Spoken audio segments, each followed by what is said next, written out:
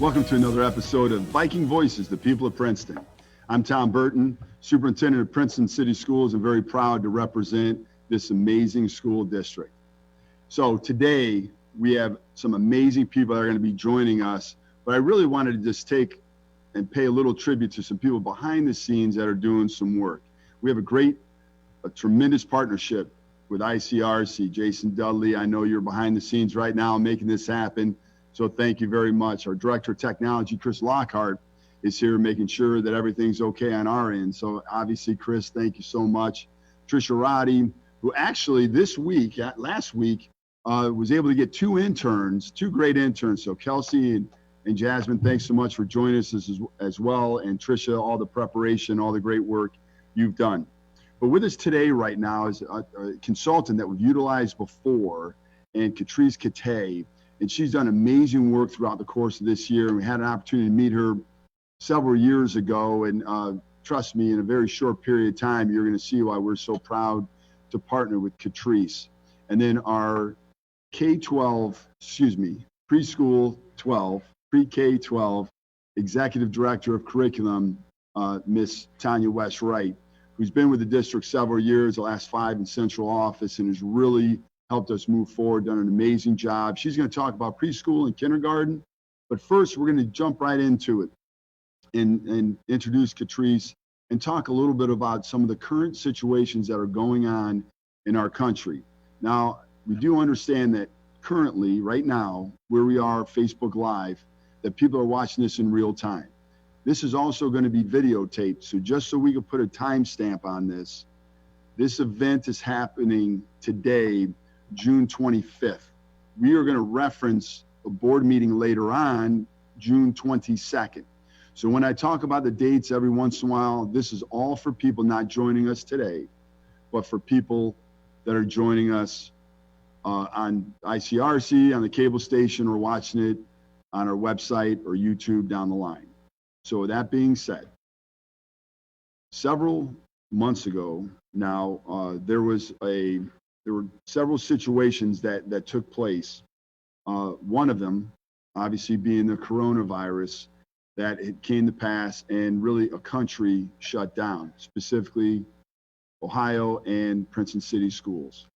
It wasn't long after that once again, behavior of other people highlighted the racism that we still have in our country, the injustice that we still have in our country. The deaths of Breonna Taylor, the deaths of George Floyd and others, really highlighted again this continual racist behavior, and if you're a person of color, how inequitable and unequal things are. So with that being said, there's a statement that we put out shortly thereafter. We were most concerned, obviously, about people internally and providing space for teachers and students and staff, and talking administratively and seeing and making sure that we will put our best foot forward. We are Princeton, the most diverse school district in the state of Ohio, as noted by niche.com. And so we know that we live in a world, unfortunately, that is unjust.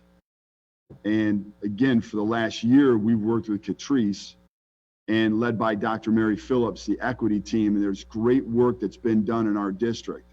And I will say this, that the most diverse school district in the state of Ohio, we've been doing work, we continue to do work. And if we need to do work, everybody needs to do work. And quite frankly, we were blessed to be able to contract with Katrice this year, and after meeting her several years ago. So Katrice, welcome to the program. Certainly appreciate not only joining us today, but the unbelievable work you did last year and next year and the year after. And let me just keep throwing it out, and the year after and the year after. So Katrice, welcome. Can you just talk maybe a little bit about, in general, some of your thoughts, and then kind of go a little bit deeper with what we as Princeton did and how you helped us create some space, and then what some future plans are. Awesome. Absolutely. Thanks for having me today. I appreciate it.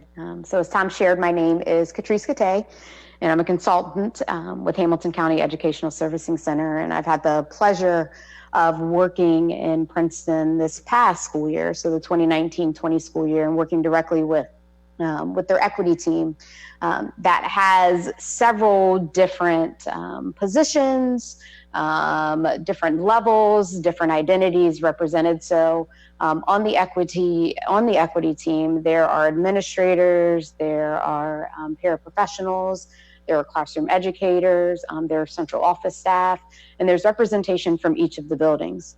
One of the incredible things in bringing that diverse set of perspectives and voice to the table has been the amount of learning and growing as a community that they have done. So initially when we started our work together, I was a stranger, very much coming in as a stranger to be able to support what it truly meant to create spaces that were equitable and inclusive. And a significant part of that work is really thinking about what belonging looks like for each of our learners. So as we think about belonging, that's a piece that's often left out of conversations when we talk about diversity, inclusion, and equity. And when we talk about belonging, that means that we have to be trauma informed. We have to create spaces that focus on the individual learner and what they need in a space to feel safe, welcome, valued across all of those differences. And what we're currently experiencing in our country is not something that is new. As Tom spoke briefly in the introduction, what we are now seeing is a product of modern technology, what's been able to be captured by cell phones. But really what we know, especially as communities of color, is that for centuries, these are things that have been happening, but there has not always been a way to capture or record what is happening. And now we have modern technology that gives us a glimpse into all of the things that we know have always been true. So our work as an equity team has been to lead into that discomfort and have those difficult conversations, to talk about what we do as a school district to help support what those conversations look like in a developmentally appropriate way in the classroom. Because as an educator, I cannot support you if I do not understand the complexity of your identity.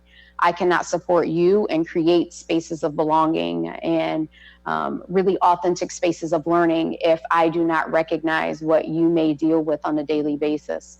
I have to acknowledge and see you and your identity and who you are in order to really create a space where you can learn and grow as an individual.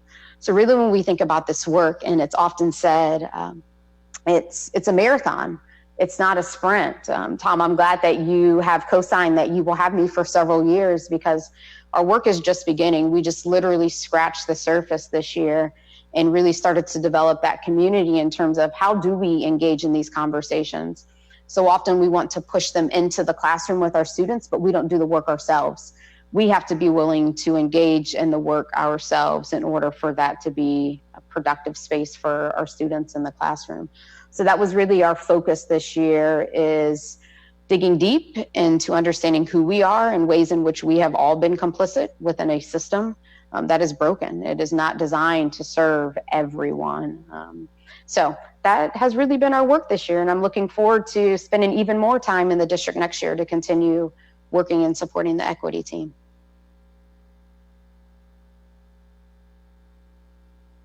So Katrice, when we talked all throughout this year, but then specifically at the very end when these horrific events were taking place, and it really again highlighted a centuries-old issue that we still have. Is some 155 years ago that Abraham Lincoln signed the Emancipation Proclamation, but yet still it's taken multiple legislative acts to still try to say that what we're serious, that all people are created equal and should be treated equal, but it still hasn't happened.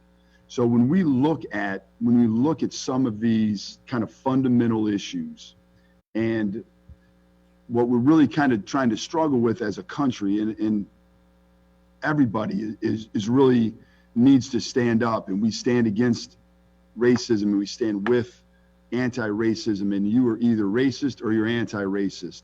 And I know some people who may be listening, or whether it's right now live or down the line, that's going to offend you. And here's my call to you.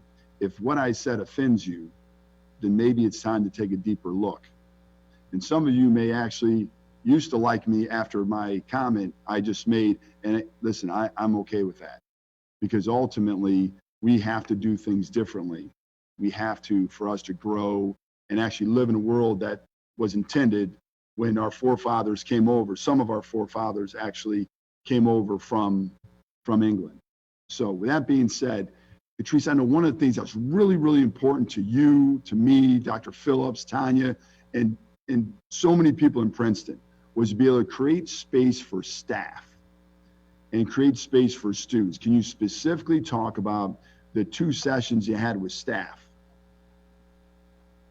Yeah, so part of it is, as we think about the equity team, Princeton is much larger than this subset of a team. So it was really important to seek out perspectives and create space for folks to just process what was happening so often in the systems in which we're conditioned and we work in.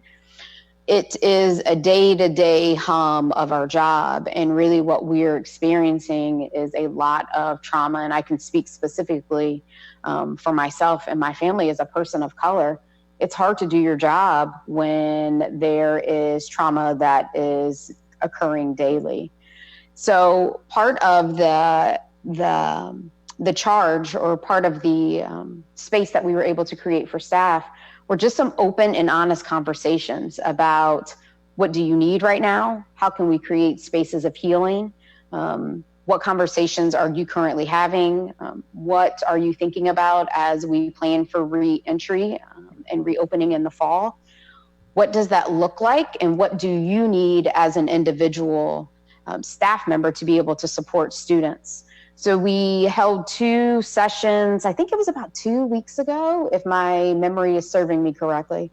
So about 2 weeks ago, we had roughly about 125 staff members that joined in the call just to talk and discuss openly about their experiences as individuals, as well as professionally in the district, and where they would like to see, what they would like to see happen next, in terms of really having some open, honest conversations and some action as we think about what it means to be anti-racist as educators and as professionals. So beyond just having the conversation, really thinking about what happens next. How do we change the system? How do we look at our policies, our practices and procedures? What is not working, and what do we do about that as we move forward in this work? Thank you very much. And a little technical issue with the camera, so let's see if this works okay. Yeah, change that. All right, so the staff piece, and it was amazing. And I know the people that attended were very appreciative of that. We know that creating more space like that, it's going to be critical. So we have some other opportunities in July. I know we're still working on some dates, but for those people that are watching, please know that you're going to always be able to find what we're going to do with the conversation on social media. You can specifically go to our website. We're going to do all calls in our community when it comes to, and make sure all of our staff knows, but then specifically all calls in the community to talk about the space for students. And I know, Katrice, that was something that really, I mean, I couldn't get you off the phone, Katrice, afterwards. I mean, it was unbelievable. I left feeling so great after hearing the amazing story. So can you just go a little bit deeper about the whole student piece, because that's why we're in the business? Absolutely. So it's often the voice and the perspective that we go to last. We do 2, we do 4, but we do not stand alongside with our learners who have the best feedback and the most direct experience within our schools and our districts. So it was really powerful to create space for them to come together and to just talk about similar conversations that we had with staff. But as we think about race and racism, what have their experiences been as young people currently in what we are experiencing in our world, but then also as they think about their schooling experience. So that was an invitation that went out, I think, to 6th through 12th graders. We had the majority of the students on the call, the student leaders on the call were from high school. And what they really talked about is their experiences in the district, what they hope to see change, and what they want next as a part of creating this space to talk. And they were very clear in what they were asking for, what they felt like they needed. It was beautiful to allow them to really take charge of the call. I just was a co-facilitator, and they really ran with the conversation. They were really vulnerable, and they talked about their experiences currently in the past, and they spoke to educators that were able to help support some of those conversations in the classroom. But then really what organically grew out of the conversation is that they really wanted a regular space to have conversations around race and racism and really talk about what's currently happening in our world. And so often we're fearful, I think, as educators, and then also as parents, because I'm a mother myself, I fearful that our kids aren't old enough to be a part of these conversations. And what we know, what the research tells us and shows us, is that from a very young age, kids see differences in terms of color. And what we have to be able to do is to teach them to have empathy, to teach them to acknowledge that there are differences. And what does that mean in our world? We can't move away from those conversations, but we have to walk bravely towards those conversations and give them the tools to engage in critical dialogue. And the reality of it is that as adults, we don't often have those tools. So it's really fearful for us to walk into these conversations where we feel like we aren't the experts and we don't have the answers. But the reality of it is our kids are asking us for these spaces. And if we can show up authentically and say, I want to be a part of this learning and conversation, we don't always have to have the answers, but to allow them to lead the conversations and to walk alongside with them and not to do the work for them, and support them in what they need and what tools and resources that we're able to provide, but making sure that we don't overstep and we allow them to really have some leadership opportunity. Hearing from our kids is really, really powerful. It is truth. It is the honesty that we all need to hear. But we have to be ready to sit and be reflective in that feedback, because we've done a lot of things that are harmful, that do not help support their identity development and how they are going to move forward and really they are the leaders of the world right now. Their voices are really powerful if we take the time to stop and listen to them. Thanks, Katrice. And Katrice, I never shared this video with you. I'm upset that I didn't do it, but a couple of years ago we did a really good video. It's not a good video, it's a great video. It's entitled "This is Princeton," and it was all based upon "This is me." And when I watched it the other day, I went back. I remembered everybody talked about the beautiful tapestry of diversity we have at Princeton and how important it was. And for those people who have not seen it, if you go to our website, you'll be able to find it. Just simply titled "This is Princeton." And in fact, if you probably just Google it, "This is Princeton," and in Ohio, you'll probably be able to find the video. And these are all students talking, a couple staff members, but the students that talk specifically about the beautiful tapestry of diversity and how important it is in each student's life. So for us to be able to create a space to talk about some fears, anxieties, frustrations, hopes, dreams, etc., it's critical. And while the teachers in our district have really done an amazing job and do create space for students from time to time in classrooms, or whether it's a lunchroom or when they're advising an activity or so forth, we're going to be very, very deliberate by creating space outside of the traditional school day like we did, and Katrice ran that. And again, thank you so much, Katrice. But then specifically to have us do something, it's not going to be, like you've been hearing a lot about this, this is not a moment, this is a movement. And so we need to continue to have these conversations, and we're going to. The equity team is alive and well. It has been alive and well, and we're doing great work. So Katrice, I certainly appreciate you joining us, but before you go, Tonya, you had an opportunity to participate in the equity team. Can you share a few thoughts about your experience there? Yes, I would love to share a few thoughts. I was very thankful. I enjoyed participating with the teachers. That was powerful, and being able to hear from the teachers at all different grade levels, and the fact that they volunteered and wanted to be a part of the space. That made a huge difference.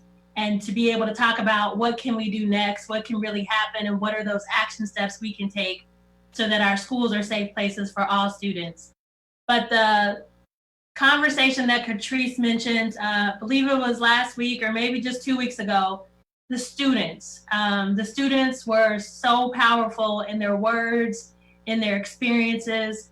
I was able to relate from a personal level of some of the things that they were talking about. And I would say that one of the reasons that I became an educator is to make sure that all students felt safe in the school environment and all students had that quality education, were able to experience what that feels like to have doors open because you have the skills that are needed. So listening to them really was powerful for me. I believe that those children are young adults, or I don't know what they want to be referred to, but they are leaders. They have been empowered. They were clearly telling us what they want to see in their school building next year. And I believe everyone on the call is determined to make sure that we make that happen, because it is in our power to make it happen. And they clearly stated that that is what they need to have a more successful high school experience. And we know that also would apply to the middle school. We didn't have the middle school students weren't as vocal, but they definitely felt that need, that they wanted to talk about current events.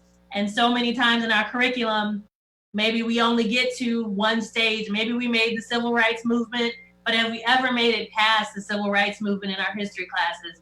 And they really wanted to hear what was going on currently and be able to express their thoughts. So I appreciate Katrice for facilitating those conversations. It is so powerful sometimes to have someone that's not working directly with the students or teachers, so that people are more open to share their thoughts and determine next steps. So we thank you for this opportunity.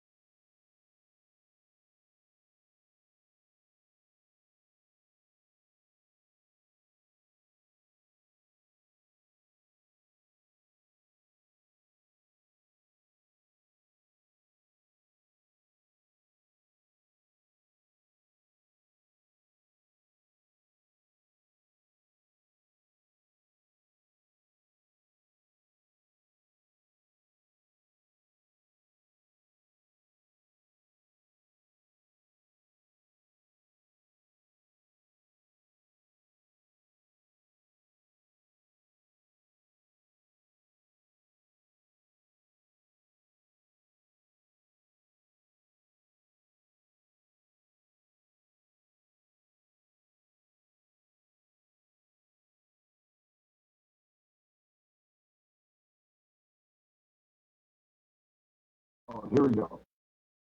There you go. I don't know what you heard or not. We had a little technical issue there. So I apologize for the people listening on live. If you have to listen to this again, those people will never need to listen. So anyway, here we go. So myself and Chris Lockhart and Dr. Mary Phillips had an opportunity to go to Toronto to take part in the whole big equity study. We went there, we learned. And one of the things that was really impactful to us was the intentional nature of talking about equity, talking about the importance of diversity. And while we live that, we say we live it every day, and it's in our strategic plan and so forth. We really need to make sure that we're very intentional about that. So we're going to do that. We're going to be very intentional at meetings, and we're going to continue to live it, but we're going to make it even more prevalent. And then on top of that, we're fortunate enough to have Katrice be a part of the strategic plan. And so she's been a part. We have another community member, Marissa McCoy, who's done a great job as well. And they're really reaching out, getting a lot of input from community members. But our equity, what we believe in our equity plan, will be embedded throughout our new strategic plan as we unveil that later on this summer. So Katrice, once again, thank you so much for being first and foremost who you are and having the courage to lead like you have for years and years and years, and then specifically for allowing us to contract with you, and then extending that next year as well, and then in the future. You do amazing work, and we certainly appreciate that. So on behalf of Board of Education, on behalf of all of our entire district, and most especially the students that we serve.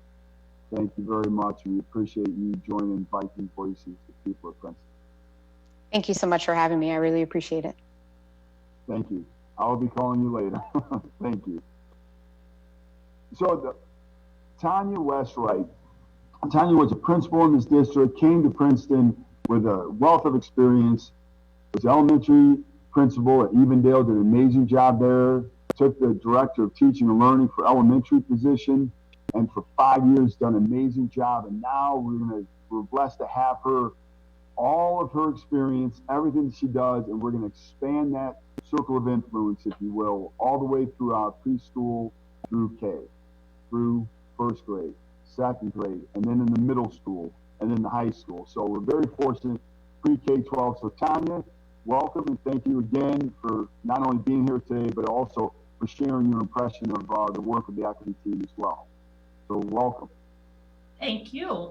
I'm excited to be here and excited to talk about preschool and kindergarten. But I'm also very excited about the opportunity to utilize my experiences. My educational career started at the secondary level, so it's very exciting to be able to work with preschool through 12th grade. Yeah.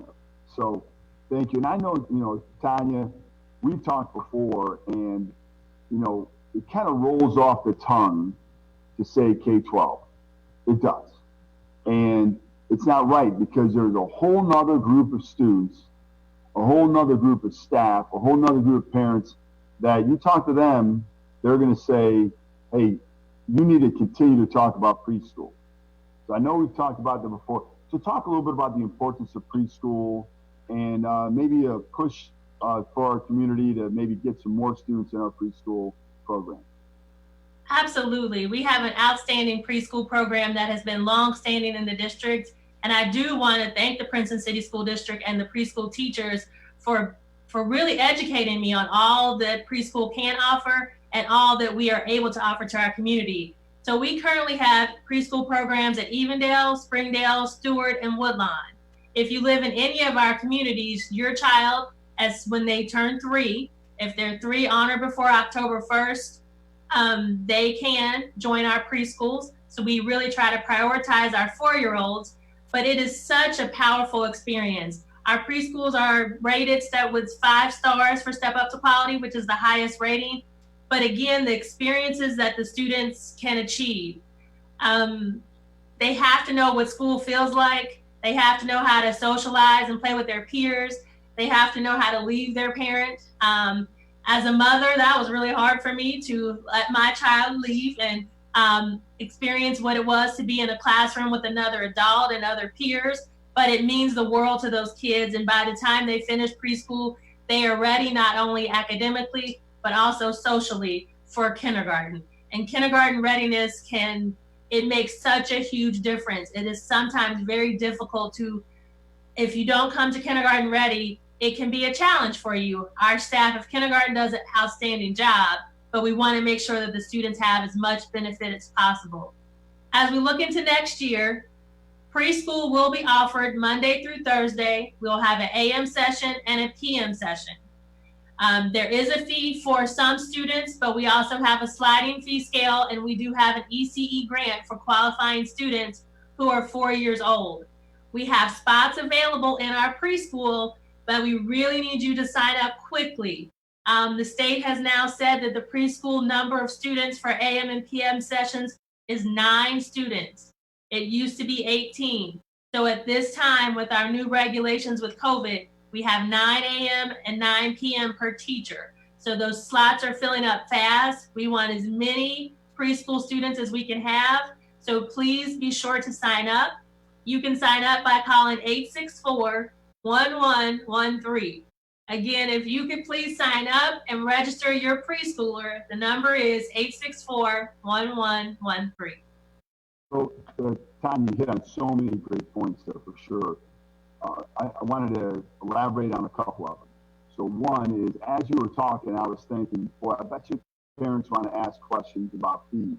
I bet you parents want to ask questions about transportation. I bet you all these questions. So there's so many questions that will we know may be coming. We're trying to make sure that we have all of that information all delineated as quickly as we can. There's some, as Tonya spoke about, one thing for sure is we're not going to have more than 9 right now. Right now, we know we're not going to have more than 9. Now, later on, there may be some other issues or some other different regulations and guidance that comes out where we're going to be able to increase the number of students. So right now, we need you to do that. For those parents, guardians that may have questions, we will have a guidance document on our website, and that's the easiest thing to do is go on the website first to look for information regarding programming and specific questions. So we have what's called an FAQ, frequently asked questions section. So we'll be able to put something on there. Now, there's supposed to be an announcement tomorrow or later on today, or perhaps next week, that may change some of this. So again, the date stamp on this Facebook Live event, which is also being recorded, is June 25th. So we feel an announcement may come today or tomorrow, or for sure next week, that may change some of the guidance.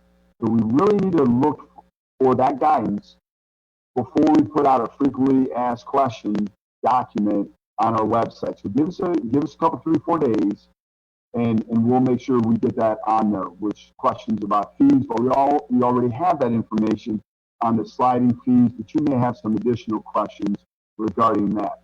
Tonya, did I hit some of the thoughts about that maybe some of the parents may have? Absolutely. I think you hit a lot of those points. And I think the critical thing for our parents, for preschool parents and kindergarten parents, so that you're aware of the choices and options, it's really important that you register, because that way you're going to be hearing from the teachers as soon as they get class lists. You'll be hearing from the principals as we continue to get updated information from the state. But if you're not registered, we're not able to communicate with you as effectively. So if you know you want your child to be in preschool or kindergarten with the Princeton District next year, it is so important that you register early, because things are definitely changing this summer, and we want to make sure that you're counted in our numbers. You know, Tonya, it's interesting when you were just talking about that encouragement to register. And I was thinking, boy, it's important to start early. And I was reminded of a conversation I was in with a gentleman who was slightly older than me by maybe 60 years when I was a young buck in my 20s. And he was talking to me about the importance of early literacy. And he says, after all, if you start early, you start early. And at 25, I'm like, well, what the heck are you talking about? But the earlier you start, the better it is. The earlier you start, everything becomes earlier. So the earlier you come into school and we work with literacy and numeracy, then you're going to be further advanced, and everything is just going to seem to change. It's going to be so much easier down the line. Now, it doesn't mean it's going to be easy, but it will be easier if you start early than if you don't. So thank you again for that great push and everything that you shared regarding preschool and kindergarten. And we know that it's absolutely critical to have that involvement early on. And so Tonya gave you a great number to reach if you have questions. Our website is www.princetonschools.net, and you can get any information there. For those that may be wondering about academic programming this summer, food distribution this summer, all that information is available online. I just want to remind everybody that we are starting with a one-to-one program in grades 9 through 12. If you're in the 8th grade and you're taking high school classes, you will be in that program as well. And that program simply is that you will get a device from school. We're going to do training in August for students that need some additional support. And we are very excited. We're going to scale that program to the middle school and then eventually to grades 5, 4, and 3. So within 3 years, we will be one-to-one, grades 3 through 12. And again, we feel like it's important to have us eliminate the connectivity gap, the device gap, the opportunity gap, which ultimately leads to the achievement gap, which we try to narrow. But you can't narrow the achievement gap until you do something about opportunities, connectivity, and devices. So I will tell you that anybody that needs connectivity in our district next year will get it. There's going to be a couple things that you're going to have to do, but there's not going to be uh, big hoops to jump through, but we're excited about that. And Tonya, can you talk a little bit about like what it means to kind of be connected early on, preschool, kindergarten, or maybe what some advice you have for parents specifically around that? Yes, one of the things that we are definitely working on for next year is that our kindergarten and preschool students, when they went home to work remotely, when we had to close, so many of them had learned some of those computer skills from school. So they were definitely able to jump on and show their parents how to get into different platforms and how to do activities online. And so that took some excellent preparation and a lot of teaching and instruction from our talented teachers. And so what we want to make sure that we do is give those opportunities to students. And that is why we're really trying to do some safe blended learning so that those early preschool and kindergarten students have an opportunity to be taught some of those basic skills. But we also, at the elementary level and all levels, still feel that it is so important, just the basics, just reading to your child every night, every day, so that they know how to open that book and just look to that, the pictures, and develop those language skills. So yes, technology is important, but just some of those basics of literacy, which is just if we can give you any book. I know the Mobile Book Center has been out and about, them practicing writing numbers and letters, anything that they can do, especially things that they enjoy, because at that age, that is critical. They have to really enjoy it so that it makes it fun and then they want to learn more. But we do start teaching the students technology and expose them to technology beginning in preschool. So. And Tonya, you brought up such a good point about the importance of turning a page, opening up a book. And as silly as it may seem, but the more you read, the more you read, right? The more you pick up a book, the more you pick up a book. And that's really, really important. So one of the things that the people who work closely with me know and love, they tell me it's very endearing when I make a pretty big statement about something, but then we make it happen. So for anybody watching this, if you need books, while we do have a mobile book center, we're available. They do an amazing, amazing job. In fact, we just recently got a donation, and thank you, Tonya, for helping facilitate that. And folks, this is not hyperbole. We got a donation of 37,000 books. If you need a book and you can't make it to the mobile book center, you can't make it to an elementary school if you do some types of like distribution and some other things. And we don't have that planned right now, but we do know, well, some elementary schools have some drive-by programs. In fact, there's one going on next week, next Monday. And a great program at Lincoln Heights, a great elementary principal, Dawn Bailey, has helped set that up. But there could be some other places. But I'm telling you this right now. You need books. You need stuff. Call 513-864-1162. And when I first said that, we realized that was actually our number to our technology department. That's a number that we man all the time. We make sure that we have all kinds of services on that.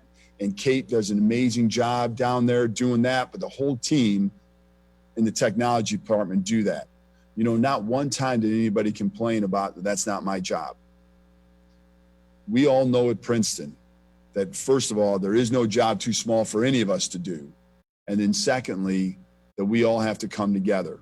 And just like we stand together, that shirt that all the staff got, community supported and bought so many shirts. In fact, we raised over $3,000 in about a week and a half, 2 weeks, just by the shirt sales that we're going to be able to use for connectivity. We stand together, and it's critical that we continue to do so. So, Tonya, we had a pretty fun Monday night, right? We presented a very detailed plan to the board. So I'm going to share my screen now. I'm going to try to do this as quickly as I can so that we can look at our plan that we talked about for school reopening.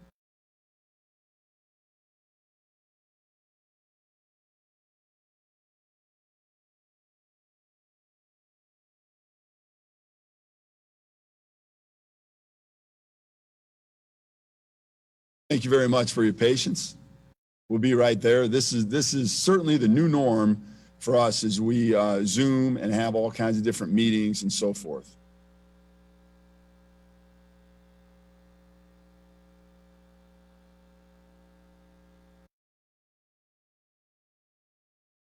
So this is actually Google for those people that don't know it, and I'm going to my Google Drive, and one of the advantages of Google Drive is that it's a huge storage facility. So it's cloud-based, so we'll be able to go here and get a lot of information that we have worked with, that we have talked about. And so right here, you see, all I had to do was type in board, and it brought up any object that had any document, any presentation, any Excel or sheet experience. But here it is, and I'm going to go down, and this was the entire presentation, which again is located on our website, www.princetonsschools.net. But I'm going to go down. I just want to highlight very quickly one slide to talk about that. I'm going to ask Tonya to kind of talk a little bit deeper about this. So I appreciate your patience as we go through here.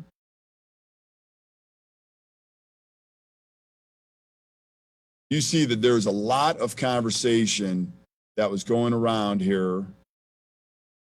And we are going to get to that slide here momentarily.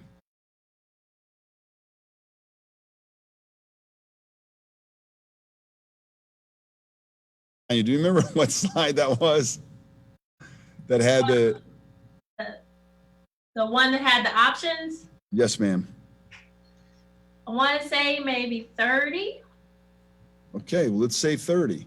But let's just put it into the world. I can't see it on my screen, but while you're looking for that, Okay. I did want to make sure for kindergarten parents, when we talk about kindergarten registration, we do plan to continue to offer AM sections, PM sections, and full day kindergarten. And the same thing as far as preschool. We just need you to register as soon as possible so that we can keep our class sizes appropriate and make sure you get exactly what you want for your child. So AM and PM for kindergarten. Thank you, Tonya. And as I was struggling to find that document, if you say you're going to share a screen, you should share a screen. So the screen is shared right now. So here are our options that we talked about at the board meeting, just very, very simply. We want to return to school when it's safe and as normally as possible. So we know that there's guidelines right now that exist that we can't do that. It doesn't mean we won't, but it currently will not be able to return the way that we want to return. But we know through all the surveys of parents and students and staff and community members, look, we want to be with kids. Schools were built to have students in them. Schools were built to have great staff in them, working with great students and so forth. So we want that. If that can't happen, we're going to go with a blended learning, and actually you're going to start hearing more and more about remote learning as a whole capsule, which will include a lot of different aspects of that, but a blended learning model, which means that you're going to come to school some days, and then some days you're going to be learning at home. So you'll be doing remote learning some days you'll be in school. So that's option 2. Now there's a whole lot of things that you may be thinking about, and a whole lot of questions you may have. But just generally speaking, we're looking at alphabets. So we're looking at an A week and a B week, and then specifically looking at alphabets, A through L for 1 week, and then M through Z the next week. Tonya, do you want to add anything on that? Just those are all tentative. We want to make sure that the numbers equal out. So that's just the tentative plan. But as soon as we determine that, we really want to look at that from preschool through 12th grade so that students have an opportunity that if the family is home, that can help with the child care. Because we do understand that there's some constraints with that. So if there's an older sibling that's able to be home, we want that all siblings to be on the same week. So we are working through that. And if there's anything with the last name, we're working through that. So just know with this blended learning opportunity where you have some time in the building and sometimes at home, we want to make sure that your family unit stays together. Absolutely. Yeah. Great point, Tonya. Thanks for jumping in. And then lastly, if for some reason there's major spikes and the state gets shut down or whatever, the last option would be remote learning. Now, I will tell you this, any parent that has any type of concern about sending their son or daughter back to school, and it could be for a lot of reasons, we have an option for you for sure. You could do remote learning. No questions asked. All we are going to ask is that when we send out a survey, and we're going to send out a survey all over everywhere, it will be all over our Twitter, Instagram, Facebook. We'll probably do a TikTok. We'll also do, I know Trisha Roddy's excited about doing a TikTok. We're going to do that. We'll also do Facebook. It'll be emailed home. It'll be sent home. It'll be on our website, and we're going to do an all call. We have to get 100% participation. And it's as simple as checking a box that you're going to exercise the remote learning option for at least the first semester. If you know you're going to do it for the full year, then check the box full year, no problem. And then that way we'll be able to plan accordingly. But without that information, it's very, very difficult for us to put forward a very, very detailed plan. So, Tonya, I can't thank you enough for doing everything that you've done over the course of the 5 years that I've known you, but before that, and taking on this new leadership responsibility, and you're going to do amazing work. And Katrice, I think she's still on. Certainly appreciate you not only for coming today, but the work that you have done and will do for us, are doing, and then will do. And then we just want to encourage anybody, if you have questions, concerns, or anything, please reach out. And don't be afraid and don't be worried about copying other people on emails. So if you're an email person, no problem. Send email first to your child's principal if you have questions about school in general. Send it to Tonya if you have questions, K-12 curriculum, no problem. Send it to Chris Lockhart. List goes on and on. John Freaky with operations. It can go to so many different people specifically, but ultimately, if you have any question and you're like, I don't even know where to go, you could feel free to send it to me at tburton, BURTON, at vikingmail.org, or call our hotline again at 513-864-1162. Now, we have unbelievable students in our district. This will probably be the last time that we will not have students on this program. This program was created about the people of Princeton. It was about rising up a community or communities that we serve, and then specifically focusing on the great work that students do, staff do, alums do. And with that in mind, I'm gonna sign off by this. We have a staff member's wife who said to me, boy, I really would like to introduce you to this man. And that is he was a man of great character, did great work, is awesome. And it's just somebody who you would really be impacted by, Tom. And so, bear with me here for a second. I'm just trying to stop sharing my screen here.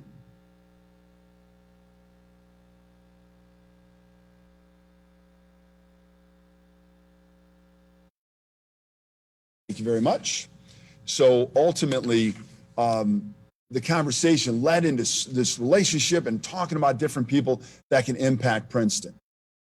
So I get a text message about a podcast that an unbelievable graduate of Princeton put together. And it was about the current state of affairs.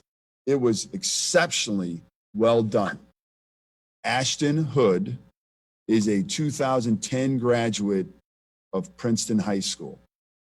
You talk about impressive and someone that wants to change the world and be part of a great movement to have the world be filled with equity, filled with love and compassion and all that. And when we're walking in Glenwood Gardens and I'm learning more about his story and who he is, and that he went to Lehigh and then he graduated from UC Law and all of that. Ashton, if you're paying attention and listening, I'm sorry if you don't want me to share, but you moved me. And as it goes, no matter where we are, we run into other people from Princeton. So we meet Nick, a 2011 graduate of Princeton, and he lives in Atlanta, and the great work he's doing down there. And it led to so many other things. And Willie Bennett just sent me a text, and we're going to connect. And he's a 2011 grad and class president of Princeton. The people of Princeton, it is about pulling a community together. And I just mentioned 3 great alums. So you will see them probably very soon at one of the next episodes. But also, for those people out there that are alums, that know great stories, that know great alums, people that have done wonderful, wonderful work, or people you feel just want to be recognized, please make sure you reach out directly to me or go to our website and look for information how you can nominate for Distinguished Alumni Awards. You can nominate for Athletic Hall of Fame. You can nominate for people to just be recognized. And with that being said, I always end one way, and it's always appropriate, because we love Princeton. We know there's a Princeton advantage. We stand strong and we stand proud. And as always, go Vikes.